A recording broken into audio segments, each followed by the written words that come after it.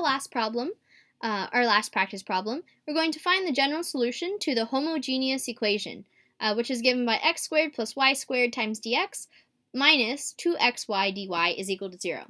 Okay, so the first thing is we can determine, so this is our p of xy, right, in front of the dx there, and this is our q of xy.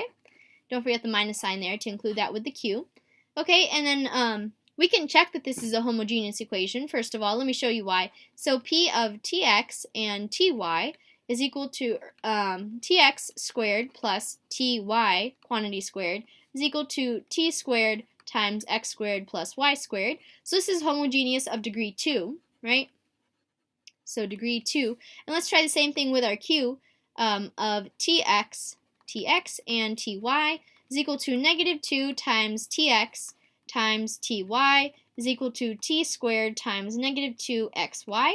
So we could pull out that factor of t. So this is also of degree 2, and those match. So that means our entire equation is homogeneous. So we're good on that part. Okay, and then in order to tackle this, what we have to do first is replace. Remember, we're going to replace all of our y's with xv, okay?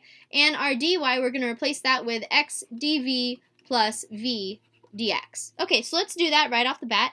We're just going to have x squared plus, instead of y, we now have xv squared, okay? And whenever I replace something, for example, like y's with xv's, I always put parentheses around them, just in case, you know, you don't want to miss like a certain power or a sign or anything. And then we have our dx after that, minus 2x times y, which is now an xv, and dy is now x dv plus v dx, okay? And then this is equal to 0.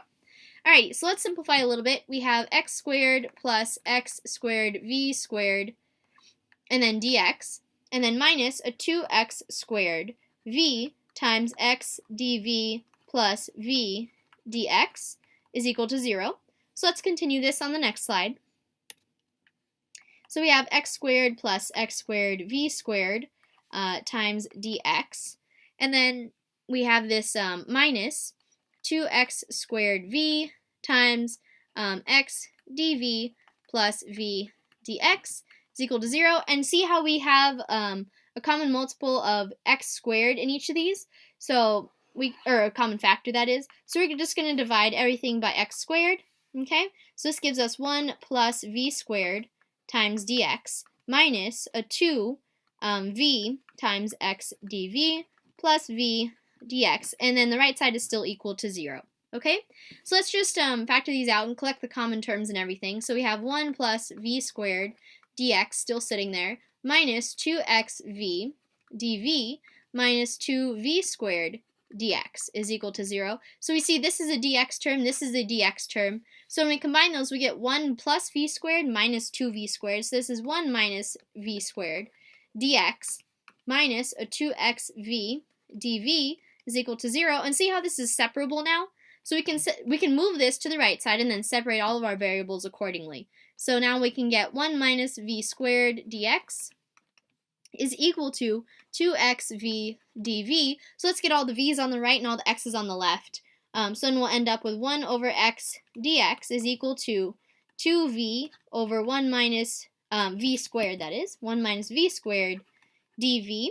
Okay, and let me just rewrite this on the next slide, and then we'll solve from there. We can just integrate. 1 over x dx is equal to a 2v over 1 minus v squared dv. Okay, when we integrate that, we just get ln of the absolute value x on the left side, and this is going to be equal to negative the ln of 1 minus v squared, okay, and then plus a c, of course. Alrighty, so once we have that, then we can just big E both sides. We're going to exponentiate those, okay? So then we just get that x is equal to e to the c times, and this can become a power, right? And then that flips it to the bottom. So 1 over 1 minus v squared here. Alrighty?